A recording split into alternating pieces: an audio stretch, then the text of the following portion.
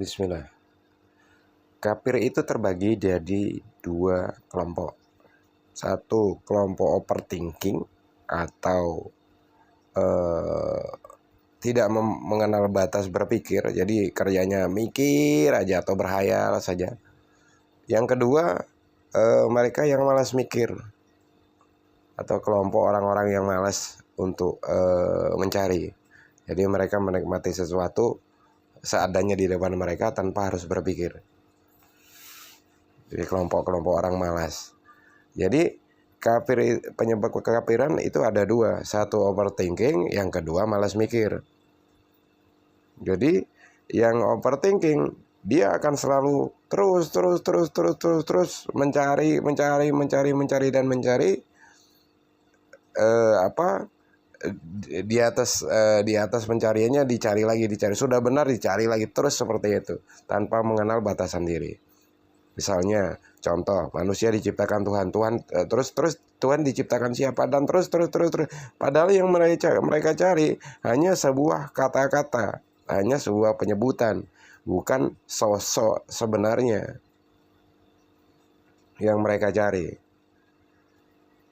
Bukan batas pola pikir mereka sendiri yang mereka cari sebelum mereka menjangkau batas pikiran. Jadi mereka tidak mengenal batas diri mereka sendiri sebelum mereka berpikir. Sehingga mereka tersesat dengan pola pikir yang mereka anggap tanpa batas, padahal hanya berputar-putar di sekitar itu saja. Jadi mereka berpikir ibaratkan bola, istilahnya ibaratkan bumi itu bulat, mereka hanya berputar, pikiran mereka hanya berputar di sekitar situ aja dan terus berputar. Mereka anggap itu sebuah penjangkauan, padahal dari awal kembali ke awal lagi terus seperti itu, tanpa mereka paham bahwa itulah batas mereka. Dan begitu juga yang kedua, penyebab kekafiran yang kedua adalah orang yang malas mikir. Sudah diberikan petunjuk tapi mereka malas untuk berpikir, yang penting ikut.